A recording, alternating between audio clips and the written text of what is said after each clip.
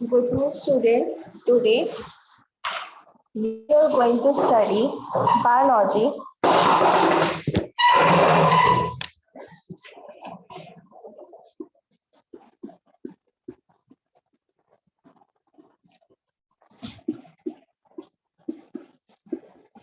Chapter 3rd, and today's our topic is reproduction in human beings. आज का जो हम लोग का टॉपिक है वो है reproduction in human being. Human being में रिप्रोडक्शन कैसे होता है उसको आज हम लोग पढ़ेंगे।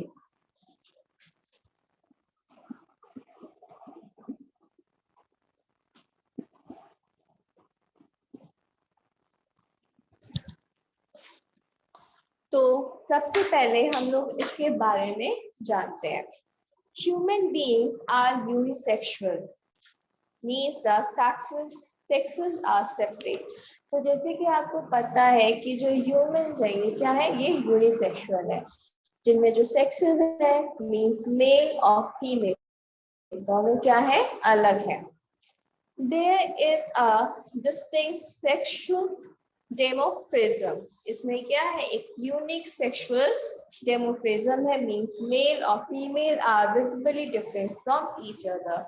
दोनों क्या करते हैं, जो मेल है फीमेल है वो एक दूसरे से क्या दिखते हैं, एक दूसरे से कंप्लीटली डिफरेंट शो होते हैं। The structures associated with reproduction are different. Good afternoon. The structures associated with reproduction are different in male and female. और मेल एंड फीमेल का जो स्ट्रक्चर होता है वो क्या होता है, वो कंप्लीटली एक दूसरे से डिफरेंट होता है। They constitute male reproduction system and female reproductive system respectively. Male में क्या होता है, मेल रिप्रोडक्टिव सिस्टम्स प्रेजेंट होते हैं, फीमेल में फीमेल रिप्रोडक्टिव सिस्टम्स प्रेजेंट होते हैं। The male and female reproductive system consist of different organs that are distinguished into primary and secondary sex organs. और जो मेल और फीमेल्स के जो ऑर्गन्स होते हैं वो क्या होते हैं, अलग होते हैं। फिर जो रिप्रोडक्टिव सिस्टम्स के ऑर्गन्स होते हैं वो कंप्लीटली डिफरेंट होते हैं, इसीलिए क्या बोला जाता है, इसलिए या तो इनको प्राइमरी सेक्स ऑर्गन्स या फिर सेकेंडरी सेक्स ऑर्गन्स के नाम से जाना जाता है। अब सबसे पहले हम लोग डिफरेंस देखते हैं कि प्राइमरी रिप्रोडक्टिव ऑर्गन्स और सेकेंडरी रिप्रोडक्टिव ऑर्गन्स का क्या डिफरेंस है। These are main organs for sexual reproduction. ये क्या है, जो प्राइमरी रिप्रोडक्टिव ऑर्गन्स है ये क्या है, ये मेन ऑर्गन्स हैं जो क्या किसमें हेल्प करते हैं, सेक्सुअल रिप्रोडक्शन में हेल्प करते हैं। फिर नेक्स्ट आता है आपका secondary reproductive organs. These organs assist in sexual reproduction. और ये जो ऑर्गन्स होते हैं ये क्या करते हैं, असिस्ट करते हैं सेक्सुअल रिप्रोडक्शन के लिए। देन प्राइमरी में आता है produce gametes and sex hormones. ये क्या प्रोड्यूस करते हैं, ये गैमेट्स और सेक्स हार्मोन्स को प्रोड्यूस करते हैं। And secondary reproductive organ transport gamete from the body of organism to outside. ये क्या करते हैं, जो गैमेट्स होते हैं उनको हमारी बॉडी से बाहर ट्रांसपोर्ट करते हैं। Testes and ovaries are primary sex organs. जो टेस्टिस और ओवरीज हैं ये क्या है आपकी, ये प्राइमरी ऑर्गन्स हैं। And ducts and accessory glands are secondary sex organs. और जो डक्ट्स और एक्सेसरी ग्लैंड्स हैं ये सेकेंडरी ऑर्गन्स हैं। Their maturity and functioning is under gonadotropic hormone of pituitary gland. और इसकी जो मैच्योरिटी है, फंक्शनिंग है, वो किसके अंदर जाती है, वो पिट्यूटरी ग्लैंड के अंदर होती है। Their function is controlled by 6 hormones secreted by testes and ovaries. और जो सेकेंडरी ऑर्गन्स होते हैं इनके जो फंक्शंस होते हैं उसको कौन कंट्रोल करता है, 6 हार्मोन्स कंट्रोल करते हैं, जो किसमें सिक्रीट होते हैं, टेस्टिस और ओवरीज में सिक्रीट होते हैं। अब नेक्स्ट हम लोग पढ़ते हैं कि प्राइमरी एंड सेकेंडरी ऑर्गन्स आपके क्या होते हैं। The primary sex organs are gones. जो प्राइमरी सेक्स ऑर्गन्स हैं वो क्या है आपके गोन्स हैं. They produce gametes and secrete sex hormone. ये क्या प्रोड्यूस करते हैं? ये गैमेट्स को प्रोड्यूस करते हैं और क्या सिक्रीट करते हैं? सेक्स हार्मोन्स को सिक्रीट करते हैं. The gonads in male are testes. और ये कौन सा आपको किसमें मिल जाते हैं? मेल्स में मिल जाते हैं जो टेस्टिस में है. These produce male gametes. और ये क्या प्रोड्यूस करते हैं? ये मेल गैमेट्स को प्रोड्यूस करते हैं. The sperm and the male hormone testosterone. जो मेल गैमेट्स हैं स्पर्म और जो मेल हार्मोन है टेस्टोस्टेरोन उसको ये सिक्रीट करते हैं. The gones in females are ovaries. जो फीमेल में गोन्स हैं वो क्या है? वो ओवरीज के नाम से जानी जाती है. They produce female gametes. ये क्या प्रोड्यूस करते हैं? ये फीमेल गैमेट्स को प्रोड्यूस करते हैं जो है आपका ova. And the female hormone is estrone and progesterone. The secondary sex organs both in male and female includes the genetical ducts and glands which help in transportation of gametes and the reproductive process. और जो secondary gland है, जो secondary sex organs है, mail और female में क्या होते हैं? ये प्रेजेंट होते हैं जिनमें जेंटल डक्ट्स और ग्लैंड्स प्रेजेंट होते हैं जो क्या करते हैं? गैमेट्स को ट्रांसपोर्ट करते हैं रिप्रोडक्टिव प्रोसेस के टाइम पे. तो नेक्स्ट आता है हमारा the primary and secondary sexual characters. The primary sexual characters are those characters which are present since birth, whereas secondary sexual characters develop at puberty. जो प्राइमरी कैरेक्टर्स है, जो primary sexual characters है, ये हमारे birth के time पे ही क्या होते हैं? प्रेजेंट होते हैं. और जो सेकेंडरी कैरेक्टर्स है वो क्या होते हैं? जैसे जैसे हम प्यूबर्टी की एज पे रीच करते हैं वैसे वैसे क्या होते हैं? ये प्रोड्यूस होना स्टार्ट हो जाते हैं, डेवलप होना स्टार्ट हो जाते हैं. तो नेक्स्ट आता है आपका व्हाट इज प्यूबर्टी. अगर आपसे पूछा जाए कि प्यूबर्टी क्या है तो हम क्या बताएंगे? The age at which reproductive organs become functional means gonads start producing gametes and sex hormones and the boys and the girls become sexually mature is called it a puberty. वो as जिसमें क्या होता है? जो reproductive organs होते हैं वो function करना स्टार्ट कर देते हैं और मेल्स और फीमेल्स क्या होते हैं? मैच्योर हो जाते हैं. उस एज को हम क्या बोलते हैं? प्यूबर्टी बोलते हैं. Generally, boys attain puberty at the age of 13 and 14 years. तो ज्यादातर जो बॉयज होते हैं वो 13 to 40 इयर्स में प्यूबर्टी की एज पे रीच कर जाते हैं and the girls reach at the age of puberty at 10 to 12 years. और गर्ल्स जो है प्यूबर्टी एज पे जो गर्ल्स की प्यूबर्टी एज है वो 10 to 12 इयर्स है. Onset of puberty. अब ऑनसेट ऑफ प्यूबर्टी क्या है? In boys puberty is induced by the secretion of the hormone testosterone secreted from the testes. Boys में जो प्यूबर्टी होती है वो किसके थ्रू सिक्रीट होती है? उसमें एक हार्मोन सिक्रीट होता है जो क्या होता है? टेस्टोस्टेरोन होता है. मींस जब बॉयज प्यूबर्टी की एज पे रीच कर जाते हैं उनके हार्मोन्स में जो टेस्टोस्टेरोन है वो सिक्रीट होना स्टार्ट हो जाता है. The hormones bring about the development of secondary sexual characters and maintain them the whole life. और जो हार्मोन्स होते हैं वो क्या करते हैं? वो उनके सेकेंडरी सेक्सुअल कैरेक्टर्स को डेवलप करना स्टार्ट कर देते हैं और उनकी पूरी लाइफ तक उसको मेंटेन करते हैं. In girls, puberty is induced by hormones estrogen and progesterone. जो गर्ल्स है उनमें जो प्यूबर्टी आती है तो उनमें जो हार्मोन्स सिक्रीट होते हैं वो कौन से होते हैं? एस्ट्रोजन और progesterone. These hormones bring about maturation and development of sexual characters, secondary sexual characters. और गर्ल्स में क्या होता है? ये जो हार्मोन्स होते हैं ये उनके सेकेंडरी सेक्सुअल कैरेक्टर्स को क्या करते हैं? डेवलप करते हैं. Puberty changes a girl into a woman who can bear child. और प्यूबर्ट जब गर्ल्स प्यूबर्टी की एज पे रीच कर जाती हैं तो वो किस में चेंज हो जाती हैं? वो वुमेन में चेंज हो जाती हैं, जो क्या कर सकती हैं? एक चाइल्ड को बेयर कर सकती हैं। नेक्स्ट आता है आपका चेंजेस अकरिंग एट प्यूबर्टी। अब जब प्यूबर्टी पे रीच करते हैं बॉयज एंड गर्ल्स तो क्या होता है? उनकी बॉडी में, उनके हार्मोन्स में कई तरीके के चेंजेस आते हैं। अब वो कौन कौन से चेंजेस आते हैं उसको हम पढ़ेंगे। Changes that occur in boys and girls at puberty are known as secondary sexual characters. अब जब बॉयज और गर्ल्स प्यूबर्टी की एज पे रीच करते हैं तो उनके बॉडी में चेंजेस आते हैं। जब चेंजेस आने स्टार्ट होते हैं तो उनको हम सेकेंडरी सेक्सुअल कैरेक्टर्स के नाम से जानते हैं। तो बॉयज में कौन कौन से चेंजेस हैं?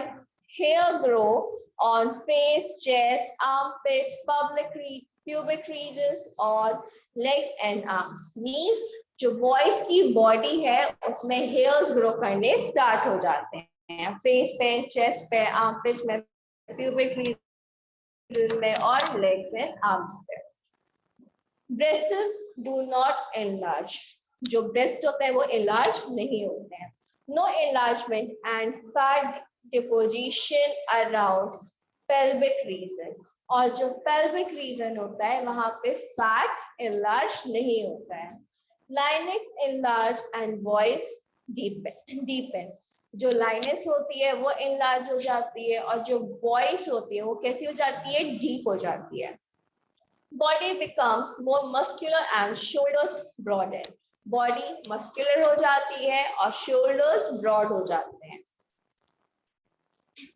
Penis, sternum and prostate glands get enlarged and activated. जो penis, sternum और prostate glands है ये क्या हो जाते हैं? ये enlarge हो जाते हैं और function करना start कर देते हैं। No periodic changes occur in the lining of sex organs। और जो सेक्स ऑर्गन्स में जो लाइनिंग्स होती हैं उनमें कोई भी periodic changes नहीं आते हैं। These changes are brought about the male sex hormones testosterone produced by testes। और ये जो changes आते हैं ये किसकी वजह से आते हैं? जब टेस्टिस होती है वो मेल हार्मोन टेस्टोस्टेरोन को प्रोड्यूस करना स्टार्ट कर देती है।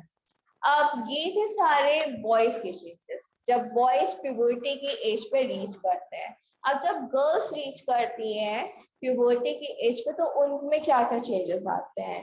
Hair grows in armpit and pubic region. Armpit और प्यूबिक रीजन में क्या होते हैं? हेयर ग्रो करते हैं। Breast enlarge with the increase of mammary glands.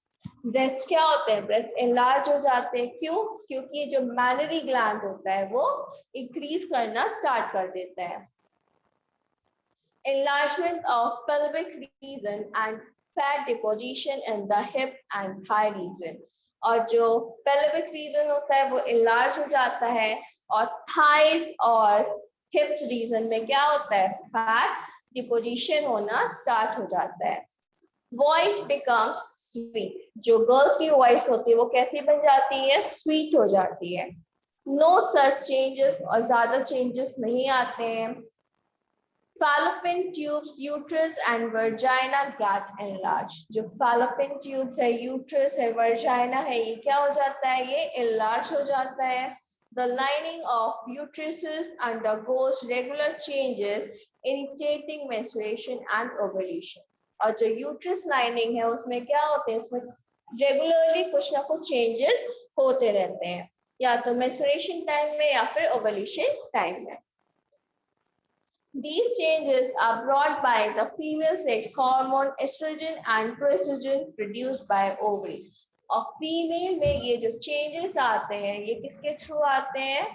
ये आते हैं जो फीमेल हॉर्मोन्स है एस्ट्रोजन एंड प्रोजेस्टेरोजन, जो क्या होता है? ओवरीज प्रोड्यूस करता है। तो ये चेंजेस थे बॉयज एंड गर्ल्स के। नेक्स्ट आता है आपका sexual maturity is a slow process. The changes that take place as puberty are a slow process which may take months to years. जो प्यूबर्टी के टाइम पे जो चेंजेस आते हैं क्या है, ये स्लो प्रोसेस है जो क्या करते हैं मंथ्स और इयर्स में क्या होते हैं ये डेवलप होना स्टार्ट हो जाते हैं. These changes do not happen all at the same time in one person, nor do they happen at an exact age in all the persons. और ये जो चेंजेस होता है ये एक टाइम में ही चेंज नहीं होते या फिर एक एज में ही चेंज नहीं होते हैं. ये पर्सन पे डिपेंड करता है. हर एक पर्सन पे अलग अलग टाइम पे उनकी अलग अलग एज पे क्या होते हैं ये चेंजेस आते हैं. In some they happens early and quickly, while in others they can happen very slow. कुछ में क्या होता है ये जल्दी हो जाते हैं और काफी मतलब कि उनकी एज से पहले और जल्दी हो जाते हैं, और कुछ में क्या होता है ये स्लोली डेवलप करना स्टार्ट करते हैं. Thick hair on the face in boys appear as a few scattered hairs. First slowly the growth begins to become uniform. तो जैसे कि आप बॉयज हो, आप लोग के फेस पे क्या हो रहा होगा स्कैटर्ड करके, मतलब कि एकदम से जब जो बियर्ड्स आ रही होंगी वो काफी ज्यादा अलग अलग प्लेसेस पे आ रही होंगी है ना, और स्लोली स्लोली आ रही होंगी. एक बात की बात क्या होगा जब आप एक एज पे या फिर एक कुछ मंथ्स के बाद कुछ इयर्स के बाद और एक एज पे रीच करने के बाद में क्या होगा वो आपकी यूनिफॉर्मली आनी स्टार्ट हो जाएंगी. Also these changes show differences among people.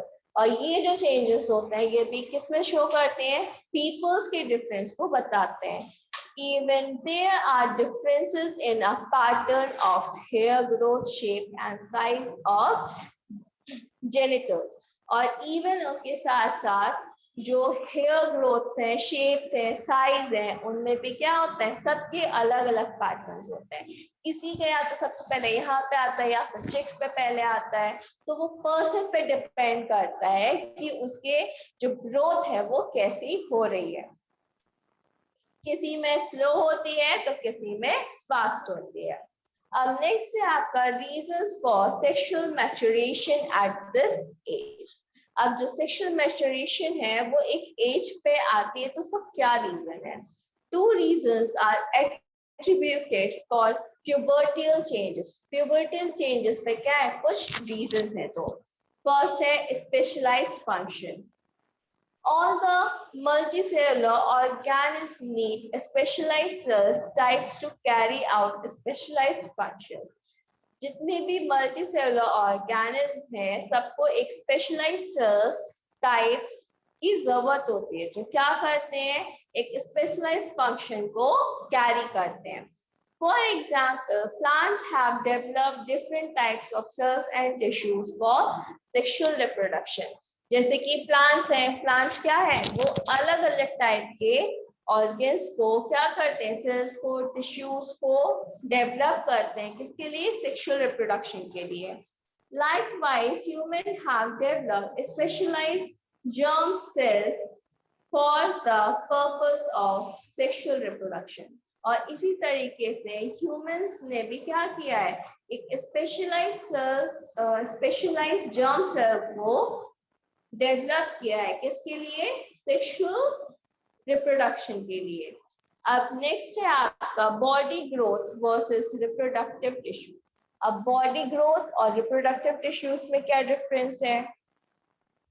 As a matter of fact, various reasons are required for general body growth up before sexual development to attain adulthood.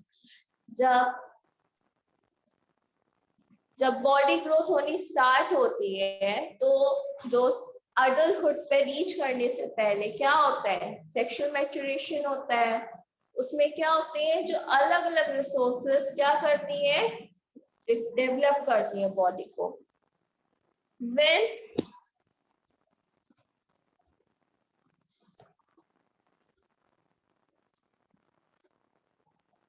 When an individual is reaching adulthood, जब हर एक person अपने adulthood पे पहुंच जाता है, the rate of general body growth begin to slow down and the resources are shifted to initiating the maturation of reproductive tissues.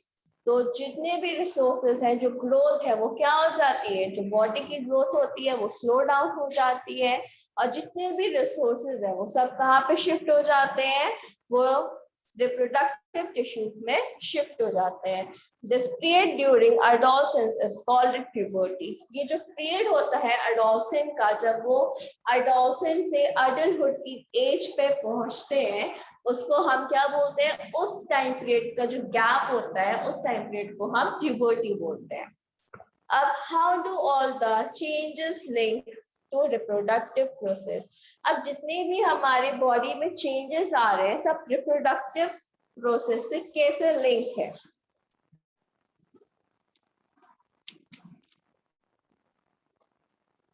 Various changes that link to reproductive process involve transfer of germ cells and the requirement of special organs. तो जो भी various changes आते हैं reproductive process में, उसमें क्या होता है, जो जर्म सेल्स होते हैं उसके ट्रांसफर जरूरत होती है स्पेशल ऑर्गन्स में. फर्स्ट है ट्रांसफर ऑफ जर्म सेल्स. हम यहाँ पे क्या करते हैं, जर्म सेल्स का ट्रांसफर करते हैं. During sexual mode of reproduction, the male and female germ cells from two different individuals meet to first together. जो सेक्सुअल मोड्स रिप्रोडक्शन है मेल एंड फीमेल जर्म्स का, सबसे पहले क्या जरूरत होती है, उनका फ्यूज कराना जरूरी होता है. It can happen by either by the following methods. तो ये कैसे हो सकते हैं, या तो ये एक्सटर्नल रिलीज ऑफ जर्म्स होता है या फिर इंटरनल ट्रांसफर ऑफ जर्म्स हो सकता है. तो external release of germ cells क्या है, from the body of individual as the flowering plant and frog. This is known as external fertilization. Means एक इंडिविजुअल की बॉडी से क्या हो रहा है, बाहर फर्टिलाइजेशन हो रहा है, उसको हम बोलते हैं एक्सटर्नल फर्टिलाइजेशन. जैसे आपका एग्जांपल है फ्रॉग्स. फिर नेक्स्ट आता है हमारा internal transfer of germ cells by physical contact between two individuals as in animals. These animals who participate in mating undergoes many pubertal changes. This is called internal fertilization. वो इसमें क्या होता है, इसमें टू इंडिविजुअल्स का physical contact, मतलब कि क्या होता है, फिजिकल कॉन्टैक्ट जरूरी होता है, जैसे कि हो गया आपके एग्जाम एनिमल्स. और क्या होता है, जब इस प्रोसेस में जो फर्टिलाइजेशन होता है उसको हम क्या बोलते हैं, इंटरनल फर्टिलाइजेशन बोलते हैं. अब यहाँ पे आपको इंटरनल एंड एक्सटर्नल फर्टिलाइजेशन का डिफरेंस दिया हुआ है, इसको रीड करिएगा. नेक्स्ट आता है आपका रिक्वायरमेंट ऑफ स्पेशल ऑर्गन्स. अब किस तरीके के स्पेशल ऑर्गन्स की रिक्वायरमेंट होती है.